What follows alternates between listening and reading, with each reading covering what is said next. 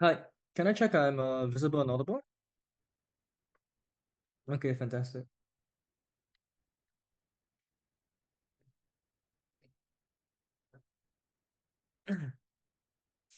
Okay, POIs in chat, please, preferably from the diagonal, but like I'll take anyone.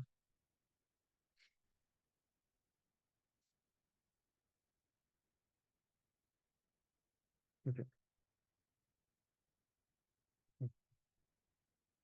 sorry, a bit thirsty.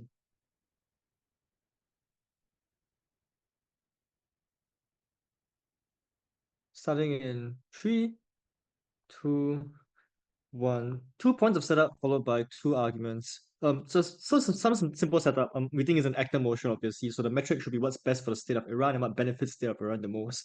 What does this policy look like? We think we would cease all support. This was like, for example, support in terms of the money and arms we're sending over, but it also looks like less tangible forms of support, like for example, the logistical support by allowing certain militant groups to transit through Iran, to use Iranian like networks, like for example, intelligence support, like providing these militant groups with the intelligence and reconnaissance they need to actually carry out their activities. We will seize all these support. We will take all the money and resources from these things and spend it on other existing sources of other existing like state activities, like for example, welfare or like economic growth. Very simple. Two arguments for this house today. Firstly, on why these militant groups have proven themselves to be ineffective and will be even increasingly ineffective in the future. Secondly, on why we alleviate sanctions and therefore improve regime legitimacy. Firstly, on why these militants are ineffective. There's two structural reasons why these militants are ineffective. The first then that is that simply as is characterized of as is characteristic of most militant groups within the Middle East as well, broadly speaking, many of them are disparate and poorly organized, right? They don't have a leadership structure that is set in place.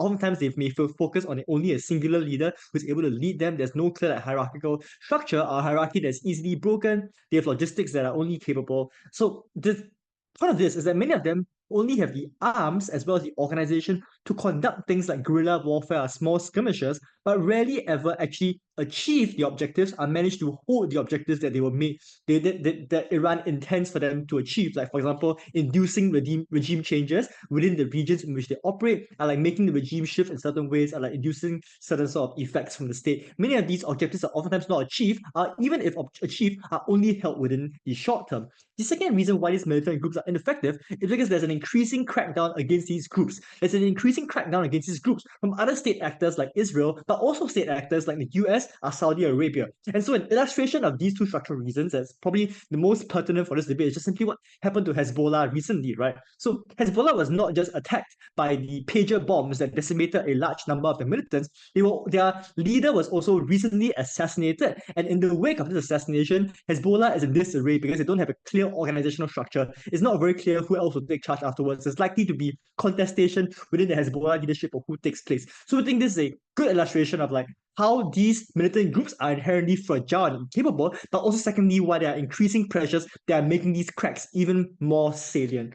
Therefore, what is the conclusion of this argument? The conclusion of this argument is simply that fueling armed groups is a poor decision based on two simple metrics. The first is that it's highly uncertain. It's highly uncertain whether these groups will actually be effective because you put a lot of money into them, you put a lot of arms in them, but it's unclear whether or not this will actually come to fruit. But also, it's highly uncertain because it's unclear how other actors, like other armed groups or other state actors, are going to respond to increased funding, respond to the actions of these particular groups. So it's just inherently incredibly speculative and uncertain whether these groups actually achieve the objectives that the Iranian state wants them to achieve. But the second reason why it's not a good investment for the state is because of the reasons that are given to you as why they will be less effective in the present and future due to an increased crackdown on armed groups within the region. This suggests to you that the smartest way for the state to allocate its resources and allocate its time and energy should go towards other things that probably are less uncertain because they are contained within the state rather than outside the state, but also things that are just probably a lot more certain in terms of the outcomes that I like to achieve. Like for example, like economic growth, or for example, like welfare they can provide to actually make citizens happy. So that's why we think militant groups are ineffective and we shouldn't put more money in cases that are ineffective. Moving on to my second argument on why it helps alleviate sanctions and improves regime legitimacy by extension. So the problem in status quo is that Iran is currently heavily sanctioned by the West and also other states in the region for many activities, one of which is principally their funding of militant groups that are destabilizing the region that many of these other state actors that sanction Iran don't particularly like. So what changes at the point in which Iran is able to cut off these militant groups? We think two layers of change happen. I think in the short term, there will be a gradual or partial reduction of the sanctions that are currently plaguing the Iranian economy. They're currently plaguing the Iranian people on the ground by making their lives incredibly difficult, by creating a cost of living crisis in Iran. All of these things allow you to have benefit from a partial and gradual reduction in sanctions. And a partial and gradual reduction in sanctions is likely because Western state and other state actors want to know that Iran will be rewarded for good actions and will be punished for bad actions. So they have an incentive to respond to this proportionately by reducing sanctions proportionally based on their the value of these particular armed groups and how like it's a good thing that they're no longer funded. Before I move on, Theo, sure. Hezbollah and Houthis are highly organized with decades of operations that control large swaths of lands, including the capital and large trade in these countries. Why in the heck are these inefficient, and why are they not in the interest of Iran? But even if they are efficient, there's still the second argument of regime legitimacy that I think still wins us this case. So the second reason is the second impact of lifting sanctions is that in the long term, you create a stepping stone towards a further warming of ties. Because showing that Iran is able to compromise now on certain of its geopolitical objectives, and showing that the Western states are willing to compromise in return and reciprocate this action by lifting sanctions and gradually warming relations, signals that both sides are willing to engage with each other and creates a warmer diplomatic climate in which like further alleviation of sanctions and further like pulling back of the things that Iran is doing can be done. So, for example, it sets the diplomatic climate to, for example, like reduce like Iran's nuclear centrifugal thingy. I forgot what those things are called, but especially it creates a climate in which other concessions can reasonably be made because Iran is within that warmer political climate, because Iran knows it will receive sanction concessions in return if it stops things like, for example, its nuclear program. So in the short term, you create a partial relief of sanctions, but in the long term, you set the stage for a more gradual and comprehensive relief of sanctions. And this is a good thing. This is the impacting. The impacting is simply this. Iran is currently suffering from a crisis of regime legitimacy for two reasons. The first reason is because its economy is tanking as a result of these sanctions. People are facing a cost of living crisis. People's quality of life is going down, and they attribute this directly to the state's action, the state's inability to actually like trade with other people within the region as well as globally. But the second reason why regime legitimacy is tanking is because they're seen as overly committed to ideological and geopolitical goals over the actual livelihood and actual quality of life of their citizens. This policy solves this in two ways. It solves this firstly because of a signaling effect, showing that you're willing to compromise on geopolitical ideological goals for the sake of opening the economy and creating warmer ties that actually allow citizens to live a better life. But the second reason how we change this because there'll be tangible benefits of the economy reopening, of greater trade activity that allows citizens to enjoy a better economy and a better life. For all these reasons, opening up. I thank that speaker for those remarks, and I welcome the Leader of Opposition to open up the op side here. I thank that speaker for those remarks, and I welcome the DPM here. Hello, can you hear me? Okay, awesome. 3, 2, 1. The Iranian Revolution happened in 1979. It was successful in the overthrowing of the Shah of Iran to establish the new theocratic state of the Islamic Republic State of Iran. It was from this point on that Iran started funding militant organizations like Hezbollah and Hamas. The agenda was specifically to create instability in the regime, to create similar Islamic revolutions in Middle Eastern countries, creating new friendly regimes to Iran's new regime, to improve their national interests, because then they'll be surrounded by friendly allies that they funded into power. Since then, I think three things has fundamentally changed. The first thing is what Kebun told you, as to why is it the case that these organizations have been proven to be highly ineffective. He has mechanized to you why is it the case that they have structurally failed. We only got a counter assertion as to why is it the case that they're still, in fact, powerful. I'm going to give you two reasons as to why is it the case that they're unlikely to succeed even if we fund them into the future. The first thing is that the context has changed. The Middle Eastern regimes of today have largely stabilized since the 1980s. They are incumbent regimes with established track record of performance. They maintain armed forces and the police, and are therefore very well equipped to counter insurgency forces. The second, I think ultimately more important reason, is that technology has shifted the power asymmetry in a war against insurgencies towards the state. What that means is that now, insofar as you have money, you can acquire technology. For example, how Israel managed to leverage off intelligence and manufacturing to implement like explosive devices that hampered and destroyed the infrastructure of the insurgency group.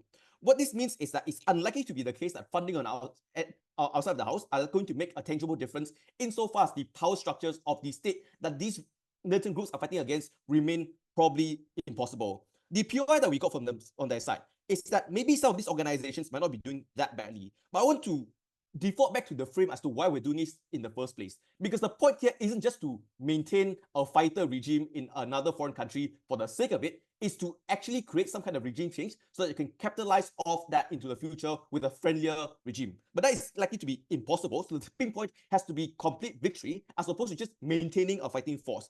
The external benefit of intelligence is something I'll deal with later.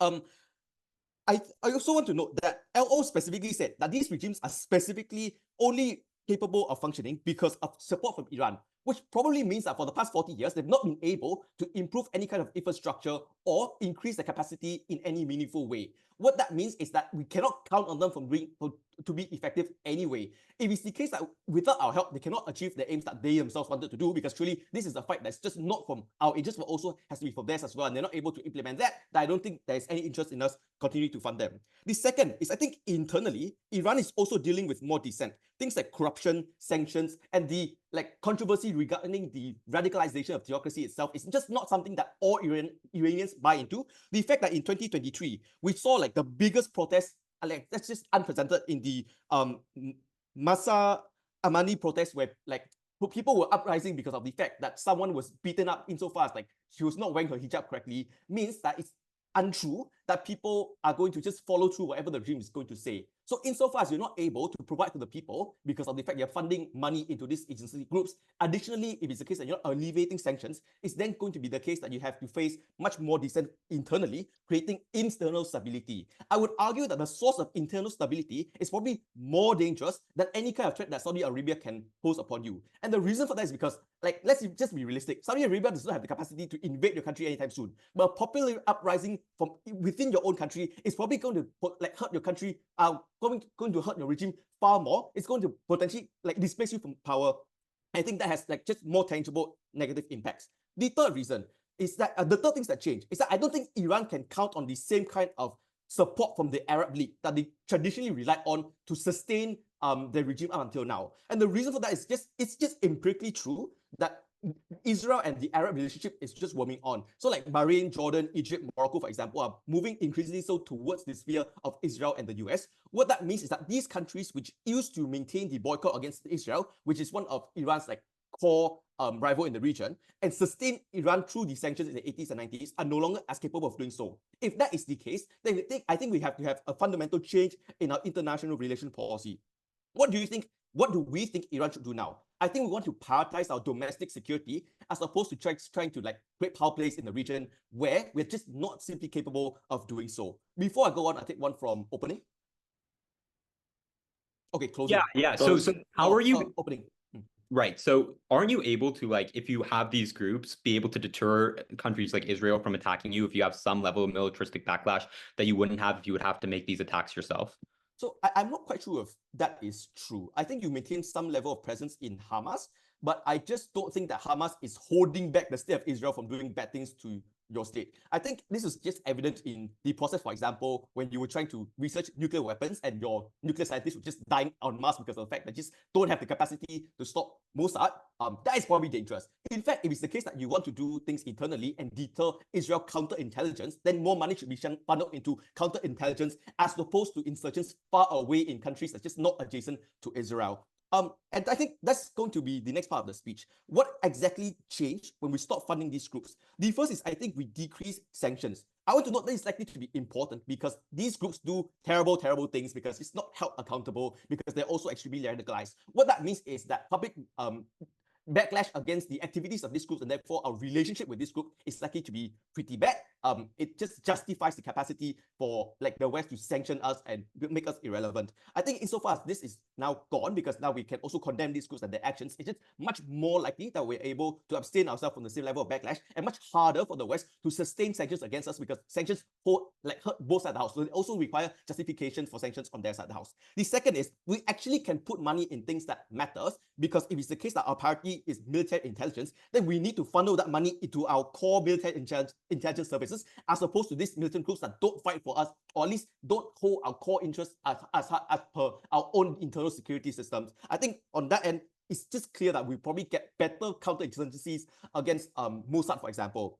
The last is, I think the most certain way for Iran to maintain power and stability is to remain regionally relevant. I think what we've proven to you is that if it's the case that we continue with this policy, we're going to be weaker into the future, because we face more sanctions, because we lose more allies, because we face more backlash. Insofar as we can change that now, I think what we're able to do is gain relevance with more connection and trade with the region, and make it so that like we just hold more significance in the region, therefore just tougher regime to topple. For all these reasons, opening government. I thank that speaker for those remarks, and I welcome the DLO to close up the top half here. Great. Give me 1 second just to organize my papers.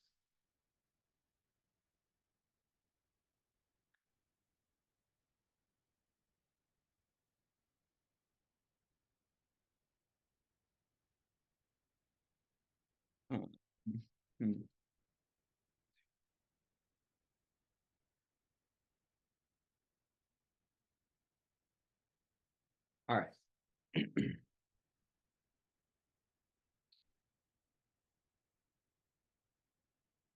All right, I'll take one from CG in the chat, please. Probably around 5. Cool. I'll try to take 2, but no promises. All right, starting my speech in 3, 2, 1. A lot of questions I'm going to answer in the speech. Firstly, why they're unlikely to alleviate sanctions, the West, on Iran, thus mitigating the entirety of opening government case. Secondly, why these groups are going to be effective. And thirdly, how the manifestation of the effectiveness is super critical to the existence of Iran into the future. Firstly, why they're unlikely to alleviate sanctions, the West onto Iran. This is just going to take down everything that came out of opening government's offensive part of their case. I think a few reasons here. I think one, there is a myriad of long-standing reasons that the West have kept these sanctions in place that are independent to Iran's support for these groups, i.e. OG's burden is to prove that there is a meaningful amount of sanctions that were caused uniquely by the support for these groups that they did not do. Mechanistically, that's a gap. I think intuitively judged, there are many other reasons, starting from the US embargo that started from the 1970s Iranian hostage crisis, already leading up to what was the major sanction causer, the nuclear program. None of this is related to these groups, which means that sanctions are probably going to stay somewhat symmetric in both worlds, thus mitigating the very best case of opening government. But I think secondly, even if they care a little bit, there's little incentive to alleviate sanctions, even if Iran responds in this way. I don't think it's meaningful to the West to integrate Iran, because Iran is already integrated into a lot of Eastern economies, i.e. China, Russia, to the sense where Iran probably doesn't matter a lot to the United States, France, England, for them to integrate back into the global economy. So it doesn't make a lot of sense to alleviate sanctions on a state enemy. I think even if they do get sanctions alleviated, 2 responses here. I think one, they don't prove the meaningful impact here, i.e. it's unlikely for this to manifest in something that is meaningfully better for Iran, because it's not like once you see support for these groups, the US and Iran are going to suddenly have great trade relations. It's very likely that Iran is going to continue trading with partners like China and Russia, who they have already had long-standing relations with, who already are stable trading partners. So it's unlikely they're going to change much and go to the West, who is far more of a fickle partner, who's far more of a critical partner. So that mitigates them at their very best case. But let's take it one step further. Even if they do get some sanctions alleviated, I think this is actively bad for the Iranian regime and the Iranian government as it stands right now, because I think the Ayatollah uses sanctioning as a scapegoat for the bad economy, so they can still fund things like militaristic, innovation, nuclear programming, while saying, look, our fucked up economy is not because we're bad at economic planning, it's not because we're not funding our welfare programs, it's because the West is fucking us over. If you get broad, like uplifting of sanctioning, you're probably going to cause mass, political backlash within Iran, which means at so many levels, opening government is taken out at their very best case. But now let's take out the defensive part of their case. case? Why are these groups likely going to be effective? I just don't think they have any strong mechanisms here. I think one, they assert these are ragtag groups. I just think they're fucking wrong here. Hezbollah is one of the biggest long-standing political parties in Lebanon that is the political majority within Lebanon that controls much of like Lebanese intelligence, a huge section of the country militaristically themselves. These are very organized, very well-made groups that have long-standing political importance. The same can be said about Hamas and the Houthis. And the Houthis are taking massive control over Yemen. These are long-standing, well-organized institutional groups that are well-organized because of Iranian intelligence. But I think secondly, they say that there's increasing crackdowns. Why the fuck does this matter? Give me unique reasons why this crackdown is the reason why these groups are ineffective. You can't just say crackdowns and assume ineffectiveness, i.e. crackdowns have been happening for 50, 30, 20 years on all of these groups, but they've still been able to maintain control. Saudi Arabia is bombing the Houthis every single day, yet they are increasing their span and control over Yemen. Okay, maybe not every single day, but they used to back in like 2016, 2017. I think at that point, it's very likely to say that these groups are being effective. Okay, now with that being said, the implication is that opening government is just out of this round. I think one, it's unclear at their very best case that they get legitimacy. It's unclear that even if they get legitimacy, this is actively good for Iran. And particularly when I just took out the reason, like their defensive part of the case that like these groups are bad, I think opening government is out of this round. At least we're not getting last. Okay, with that, what is our offensive part of the case? Why are these groups critical? Before I do that, I'll take closing. Yeah, your argument about Yemen is total nonsense. Since August 2022, Yemen has been a state of ceasefire. The Houthis captured ships and military forces from the existing Yemeni government, so they don't rely on new Iranian arms. And the US has repeatedly threatened to Okay. Yeah. You can spec drop all you want. I don't really give a fuck. As soon as Iran pulls out, Saudi Arabia will view this as an opportunistic time to actually win the region. It's very critical for Saudi Arabia to win the region. The Bab al-Mandeb Strait is critical for Saudi Arabian oil to win through. If Houthis don't have the support, like Saudi Arabia will get there. With that, let's talk about our Yemen argument. I think Jay gave you a very smart argument here that right now the Saudi-backed government is fighting against the Houthis. Yes, they're in a state of ceasefire, but if the Houthis are significantly weakened by pulling their major Iranian backer, which provides them all of their stockpiles, provides them all of their logistics, all of their training for things like Air Force, etc., stuff like that, it is very likely that Saudi Arabia is going to respond, and very likely Saudi Arabia has broken ceasefires more than 100 times. They're going to break it again if the Houthis are significantly weakened. That means that Saudi Arabia is likely going to be able to take control over Yemen if the Houthis don't have their major political backer in Iran and don't have any sort of militaristic support. I think this is fucking massive because of the Bab al-Mandeb Strait. I think everyone understands how important Yemen is for the geopolitical importance of the Middle East. Without the Bab al-Mandeb Strait, Saudi Arabia gets unfettered control over how their oil flows all the way across the world, and has control over how Iran and their partners' oil flows across the Middle East through the Red Sea. I think this is very critical because in our world, the Houthis are able to maintain control over the Bab al-Mandeb Strait. In their world, Saudi Arabia is able to have control. This implicates into two main ways. One, in our world, we have leverage over Saudi Arabia, which means that we're able to engage in more things like negotiations to stop Saudi Arabian attacks, stop Saudi Arabian sanctions, make sure we have a bit better political health, make sure we have better standing and more political power within the region. But I think secondly, we have to protect our own oil supply and our own economic standing, i.e. the Iranian government has a much more stable oil supply once they control the Bab al-Mandeb Strait. It's very likely Saudi Arabia and the West instructing Saudi Arabia will likely cut off a huge section of, or make it a lot harder for Iran to transport the oil, thus making it much harder for Iran to engage economically. The impact is this is fucking massive for their economy, for everyone in Iran, for the government, and therefore geopolitical safety. But I think next here, secondly, you get unique militaristic intelligence. And I think this is really important, i.e. Hezbollah has unique Lebanese state secrets. Hamas has unique Palestinian state secrets. Houthis have unique Yemeni state secrets that you just do not access if you are Iran as yourself. That means you have your branches everywhere. That leads to you having a much better regional understanding of people who are much closer to your enemies, i.e. Saudi Arabia and Israel, which all of your groups are right next to. On our side of the world, you have access to this intelligence. That means you can predict attacks better. That means you're way more likely to protect your leaders, protect your own stability. But even beyond that, I think you can engage in more militaristic backlash on our side, i.e. when you have Houthis, when you have other proxy groups to engage through, you can actually engage in backlash without getting direct backlash from the West, i.e. actual attacks from Israel, etc., because there's not enough political will if Iran isn't proven to be the direct cause. But on their side, you're not able to do so because you don't have these groups. That means you're less able to deter Israeli attacks on your own leaders, and if you do attack, you're more likely to face more extreme backlash. Very solid case from opening opposition. I hope it makes intuitive sense. Thank you. I thank that speaker for those remarks, and I welcome the member of government to open up the bottom half of this debate here.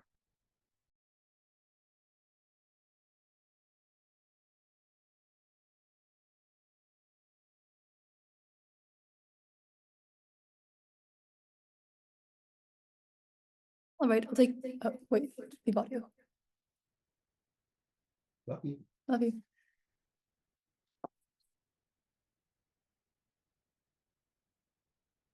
Oh, yes, I'll take POIs in chat, please.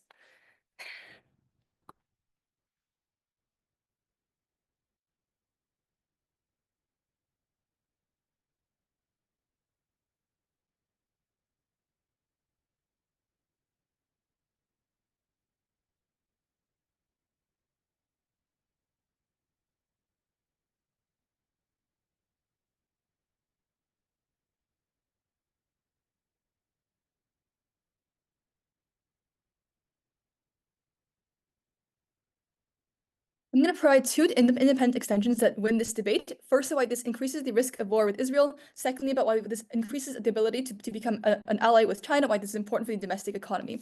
But first, let's chat about why this increases the risk of direct war with Israel and why this is the most important claim in the round. Because presumably, Iran cares about the state of its own, state compared to things like Yemen or anything else that top half wants to talk about. Why does this increase the risk of war with Israel? So the premise of this claim is that when Hezbollah launches strikes into Israel, this becomes attributed to Iran, who is directly funding them with weapons and arms, and this triggers retaliation directly against Iran. Why will this retaliation occur and directly to Iran as a country from Israel? Firstly, Israel has incentives to deter funding for Hezbollah by directly attacking Iran and using this as a threat to prevent future funding that harms Israel in the future. Secondly, they have incentives to want to attack the source of the funding for Hezbollah in the first place, to do things like destroy manufacturing plants that are within Iran that create arms that get then funneled into Hezbollah. So then you reduce the capacity for Hezbollah to fight if you directly attack the source of funds at the source.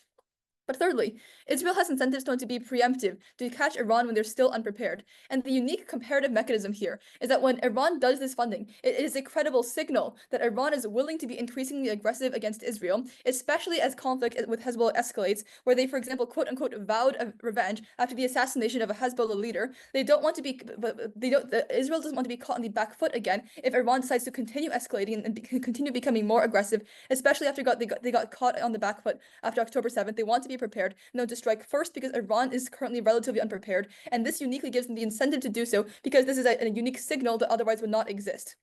Comparatively, obviously, it is not the case that Iran will just launch nukes directly or launch weapons or missiles directly against Israel, and the counterfactuals OO asserts they don't want to risk all out war that will devastate the country. But it is this that uniquely triggers tit for tat retaliation that is the capacity to escalate into war. Why is this the case? First, the IRGC will push for retaliation if harm falls upon members of the organization, because, for example, attacks or assassinations that hurts their members, and they uniquely have the capacity to push for this retaliation, even if Iran as a whole thinks it's a bad idea, because they have the capacity to have this leverage. Since the IRGC is unique in terms of being needed to maintain the legitimacy of an unpopular regime, the regime cannot control if it do not have a monopoly over violence and monopoly on force over the domestic citizens, and that is the IRGC that ensures the legitimacy of the regime. This gives them this legitimacy to push for retaliation, even if Iran doesn't want this. But also, secondly, Iran does want this, right? Because the Ayatollah, as OO themselves characterizes, hates Israel, maybe not enough to trigger all-out war that will destroy the entire country, but when tit-for-tat retaliation occurs, this increases anger domestically and makes you feel aggressed, which means the Iran as a whole has incentives to retaliate, which leads to the escalation of violence.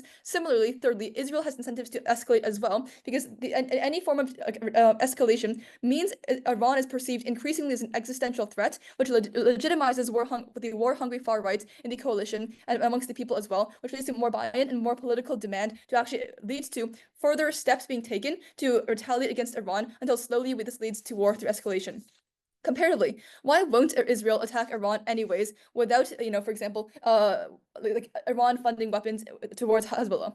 Firstly, just trivially, Israel doesn't want war with Iran in a vacuum. War is becoming increasingly popular within the country, where they're experiencing the consequences of being isolated on an international level, on the international stage, where countries are turning away from them, but also even like ultra orthodox, like far right Jewish people don't want to be conscripted either, which means they have incentives to reduce conflicts to avoid being conscripted in the future as well. But secondly, they want to focus on, for example, securing their position in Gaza and combating Hamas as well. So if given the opportunity, they want to consolidate resources and focus on winning that conflict. If Iran is not an imminent conflict, this uniquely changes on our side. This uniquely is unlocked on our side when even if Hezbollah continues to exist in some capacity, the weapons they're launching towards Israel are no longer being directly attributed to Iran, and therefore you have less incentives to directly attack Iran, which triggers this escalation. What is the impact of war? War is devastating. It destroys infrastructure. It means you have massive destruction within the lands of the country, which Israel has the capacity to do with its massive arsenal of long-range weapons. But secondly, it's incredibly costly as well. And this is quite crucial because Iran is cash-strapped from a long history of sanctions. You cripple the domestic budget when you have to spend it on conflict, which means people starve and die from the lack of a supply of available drinking water. This motion is about Iran as a whole. These citizens probably still matter in this debate. And look, even if war is speculative, the harms are massive. So for example, even if we could hypothetically push a button as an individual that has a 70% chance of giving us like a lot of money, but a 30% chance of it just like straight up killing us, I think most of us would not push this button. But secondly, even if we did not credit war as the impact directly, we still have lower burden impacts that we can credit as well. So even if it's just an exchange of missile strikes that become increasingly likely, then we have some like settling of the conflict. This is still a conflict or an exchange that takes massive amounts of lives, that destroys infrastructure, that costs a shit ton of money, and that is incredibly harmful. Second extension, let's talk a little bit about becoming better allies with China. So the premise here is that China wants oil from Iran and has some incentives to become closer to Iran. They have incentives to want to diversify from Russia as its primary source of oil that is becoming increasingly an international pariah, that is suffering economically, that is becoming increasingly unstable and inconsistent as an ally. And also Iran just has, a lot of oil. Iran is geographically close. There's many reasons China wants to be friends with Iran. What is the problem then? First, it's Saudi Arabia, where China has strong incentives to also want to become allies with Saudi Arabia because it's more prosperous, it's a better market, it's a more stable ally as well. It's the fact that, for example, Vision 2030 that is in Saudi Arabia's plans means it's a good tax haven for China as well. It means it's good for being able to access infrastructure deals that are useful for China. It's also a useful export market where citizens can, buy Chinese exports as well, which means China gets a lot of money. The problem here is that Saudi Arabia hates Iran, and this means that it gives it kingmaker a leverage over China because they can say, we're not going to ally with you if you continue to do deals with our mortal enemy. This gives them leverage, which means China therefore is less likely to actually ally with Iran. Secondly, China also dislikes regional conflicts as well because it's important for regional investment in the Middle East to expand their influence around the world. But B, China doesn't want to be caught in the crossfire of regional conflict as well if a misfired rocket hits Chinese infrastructure. But C, regional conflict also decreases the currency of countries within the Middle East when fewer countries or people demand the Middle Eastern currency because it's seen as less stable. This weakens the currency when demand decreases, which makes these nations less likely to repay Chinese infrastructural loans. They don't want that, and they therefore don't want to support Iran and directly fund the conflict itself, where the money is going towards regional instability. This changes on our side of the house when Iran stops doing all of these things, which allows all of the incentives China has to want to be friends with Iran to activate that are provided at the top of this extension. This is an important impact. It means you have access to money in a world where you are faced with massive amounts of sanctions that might be symmetric on either sides of the house because the West has other incentives ideologically to want to sanction Iran. This is money for infrastructure, money for economics, supplies to give your citizens food and water. For all these reasons, we're so proud to propose. I thank that speaker for those remarks, and I welcome the member of opposition. Hear, hear.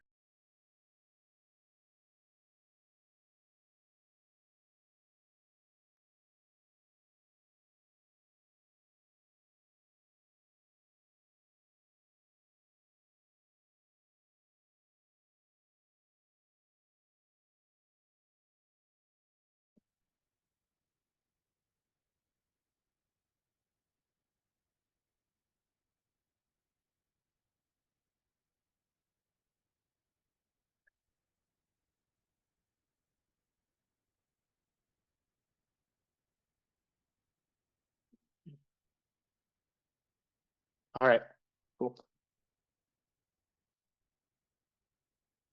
I'm gonna be taking my POI in audibly. Okay. I'm just putting in my timer. All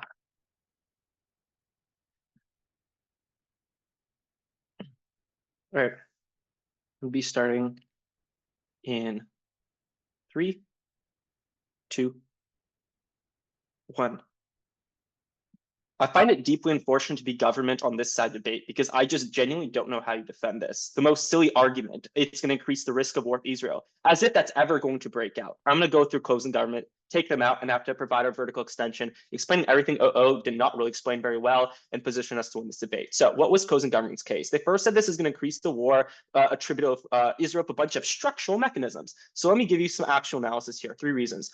Firstly, even though, yes, they can escalate to war and there's a possibility, look, they already conducted an assassination in Tehran and there was no clear retaliation from Tehran in terms of Israel. And the main reason, it's been weeks. And the main reason why is because you could play chicken without pulling out completely from the militant groups. You could understand that you're going to do tic-tac or that your power asymmetry, like their power asymmetry exists because US is positioned all over Middle East. And in case you try to attack Israel, you're going to go into all-out war. You know that's not your interest. Literally, to accept closing government's case is to accept that Iran is a completely irrational actor that has no interest in state preservation, and that is obviously like illogical and makes absolutely no sense. They try to argue that some sect of Iran is military hungry and strong, but they have a very, very strong ability to control that because of the theocratic, authoritarian, supreme leader structure they have from top to bottom. So to that extent, they can't just send out missiles. I also don't think the military is irrational to that extent. The second thing is Iran can play chicken, and they could use proxies and act as buffer. Look, it's like the same argument as saying that Russia, US, like USSR and US are going to go to war because they're playing proxy wars inside of other countries. No, they use proxies as a way to alleviate pressure and to engage in the conflicts that they find necessary. So there's no clear conclusion as to why the proxy inherently means that you have to get into an all-out war. Thirdly, Israel has no incentive to escalate because they're already seen as a warmonger, and there's no feasible strategy to destroy or controlling Iran, especially because they're not a border country. Iran has developed significant military capabilities and missiles. It's unclear if they even have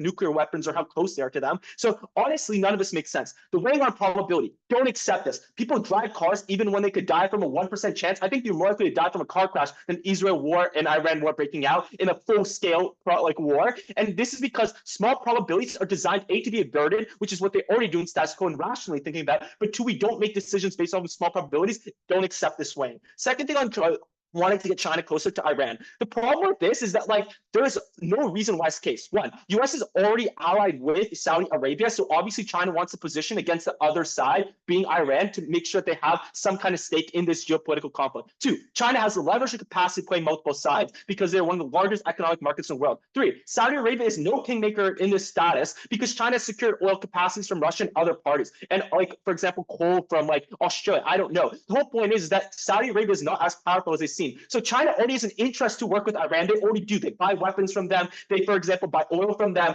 And China represents anti-US, which is why it's good. Ultimately, CG is flat out. Why are we going to win this debate? I'm going to run a couple extensions. Firstly, why are these proxy groups affected? OG just said they're factually in power. Let me give you some structural mechanisms. The first thing is, unlike what OG says, there is a hierarchical leadership. Things like Hezbollah maintain a clear and disciplined leadership structure to ensure effective operations. But second, they're also cellular at the same time. They have cellular organizations that could split independently. So they have very, very schematic schemes as to how to make sure to maintain leadership structures and to be very hard to remove, which is why even, for example, Hamas, which has been brought to the ground, still is able to operate effectively because they know what their parts and to play in. Secondly, they have decades of planning and being ingrained. This is defensive infrastructure, bunkers and tunnels. This is sustainable business ventures outside of Iran funding them. So even if that falls short, they have access to, for example, all the different resources in their own countries that they're able to trade. Thirdly, they have legitimate controls in many ways. For example, Hezbollah actively participates in Lebanon's political system, holding seats in parliament, being able to manage government decisions. And for example, the one in Yemen has effective control of the government. So all of this is to suggest they've integrated themselves and able to leverage hard power to make decision making. Therefore, they're really sticky because they effectively represent the government themselves. So you can't just go to war with Hezbollah without going completely to war with Lebanon, which obviously creates a sticky situation. And they're also deeply popular. They engage in provisions of services. They do social services, schools, hospitals, everything else. There's large public support, which creates a permanent presence, especially when they see the other side as the reason that they are not prosperous. Ultimately, all this suggests that the groups are effective. Why does this matter? One, because then they're able to actively control politics to your benefit and interest as Iran. For example, you're able to have all the countries in like the region stay in line, but you're also able to use them via lens of plausible deniability. And we met this better, which is why I'm repeating this. But for example, Iran derailed peace processes between, for example, Hamas and, for example, Israel back way then because it wasn't in their interest. You could keep doing this shit, which is obviously really good for you. Also, Yemen and Lebanon have a ton of Shiites, but also some Sunni. So you want to make sure you're able to support the Shiites at an ideological and doctrinal interest. Okay, secondly, why current tensions are not enough to de-seat these organizations? Notably, opening opposition does not respond to opening government's claim here. One, the United States is now reluctant to intervene on the ground because of increasing isolationist policies and the past histories of failed intervention, which means even if these organizations get crippled, they cannot be fully removed and stamped out, especially because of all the Mex I gave you as to why the insurgent practices make it hard to stamp out. Two, Israel is only capable of engaging limited conflict because direct military intervention of all terrorist groups is deeply unpopular and costly. They don't have a large enough military to do this, and they also don't have enough capacity in terms of international support.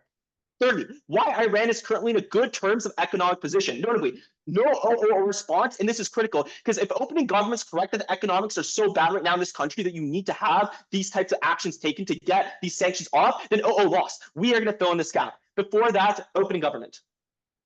Even if we accept the claim that you are able to fulfill some geopolitical or ideological goals, we explain to you how the fulfillment of these goals doesn't actually help regime legitimacy given the current political climate Okay, within Iran. legitimate. Let's talk about legitimacy. Why does this not matter in this debate? Firstly, Iran is a regime with a strong hold on public perception because of its control over the media. There's a religious homogenous population, which means you use divinity as a control tactic. Secondly, the strong perception that the West has been a source of conflict means that you have large public support in engaging in conflicts. For example, the Iran and Iraq conflict. Lastly, Iran is popular because they're seen as correct in this circumstance given the human rights offenses of Israel. Ultimately, there could have been some instability, but you have a monopoly on the military, and you have a monopoly on the media, which means there's no chance you're going to get overthrown. Public perception doesn't matter. Why are they currently good in terms of economics? One, you're able to trade with third-party countries to get access to Western goods, thus going apart from sanctions, because you have access to, for example, relations with Russia and China, and you position yourself as an alternative in this region, which means you can also get access to Western goods as they do. Two, you have oil, which is like very important because it means that you're always going to be a necessity, and you sell drones and technology to active conflict zones. And three, you've had some successful attempts to rehabilitate your economy.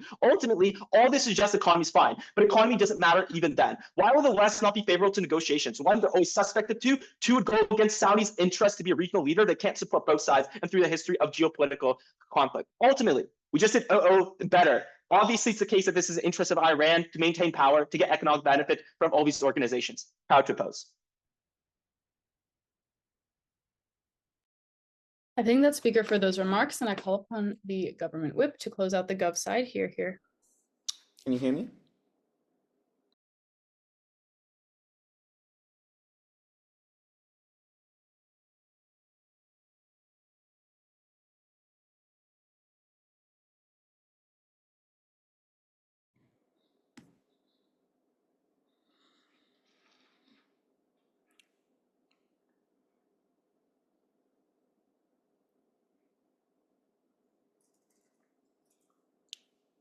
Yeah, CEO doesn't have much of a case because their argument is Hezbollah is really entrenched in Lebanon.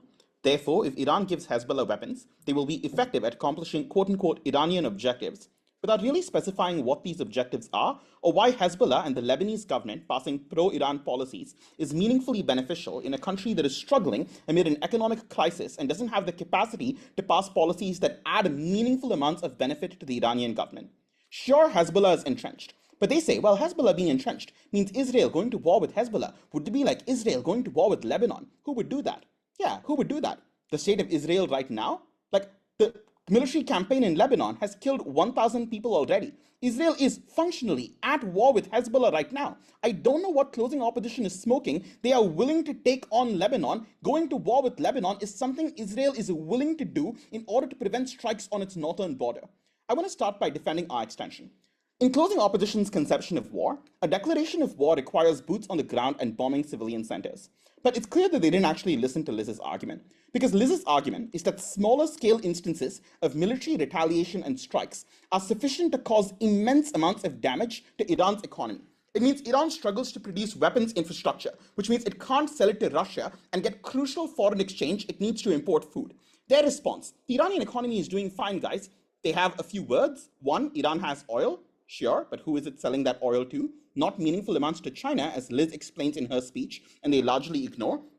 And more importantly, Iran has natural gas, but it isn't selling that natural gas to actors that have huge amounts of money, with the exception of China, that functions as a monopsony buyer of that natural gas and has leverage to force Iran to sell it at really low prices when North America and Western Europe are unwilling to buy this natural gas from Iran. They say, oh, Iran's economy doesn't matter to the Iranian government. The Iranian government is secure from impacts on its economy. Forgetting, first, the motion says this house as Iran, not this house as the Iranian government. But second, the Iranian government and the IRGC, which has substantial amounts of control over the supreme leadership, depends on Iran's economy functioning well in order to access capital to finance Iran's military and to finance the very rebel group payments that opposition wants to exist in this debate. So I'm incredibly unclear what closing opposition thinks is going to happen.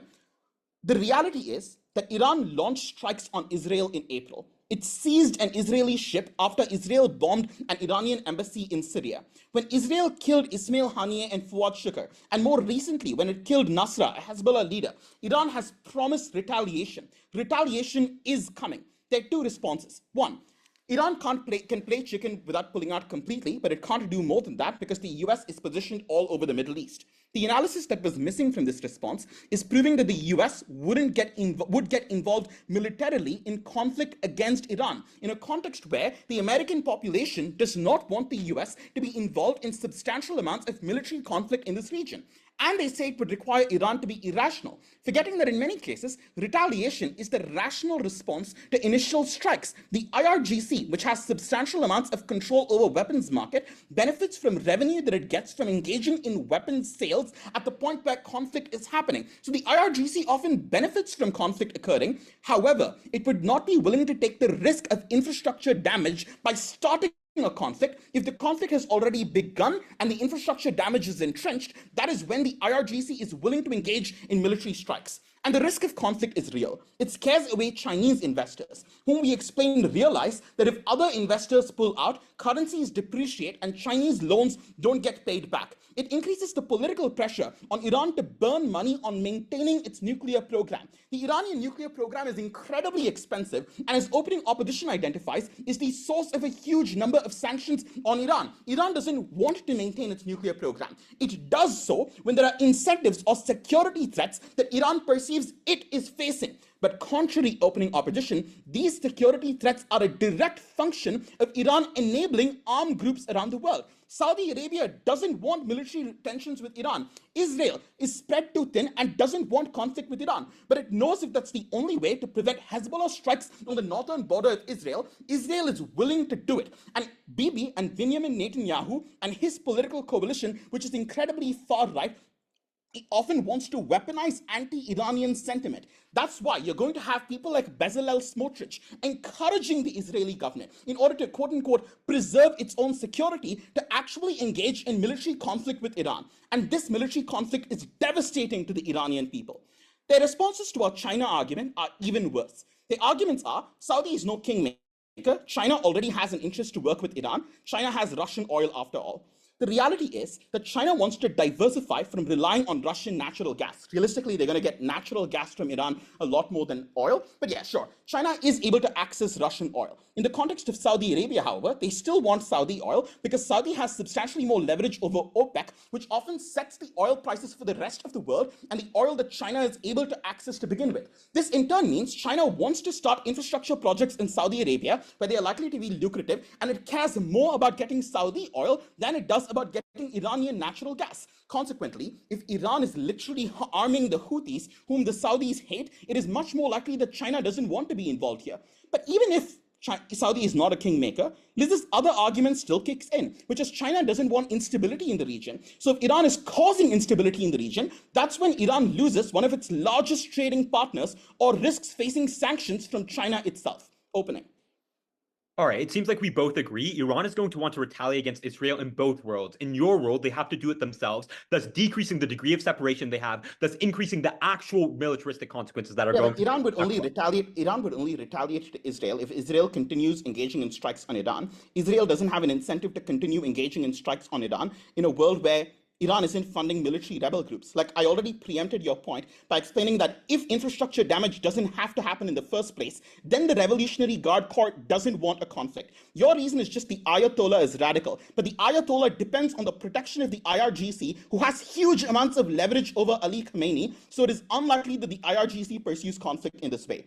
The argument about the Houthis from opening opposition is even worse. Why? Because the Houthis aren't that reliant on Iran anymore. One, they captured ships and military forces from the Yemeni military. They have existing arms that Iran already sold from them. They are pursuing military support from Russia. They've developed independent financing schemes for weapon procurement. They've improved their ability to manufacture weapons. They have substantial amounts of technological expertise to build weapons on their own. And the US has repeatedly said that it will not support further Saudi expansion in Yemen.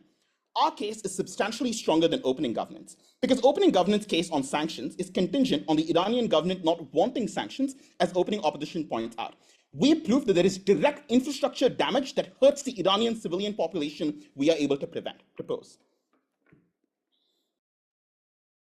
I thank that speaker for those remarks, and I welcome the opposition whip to close out the debate. Here.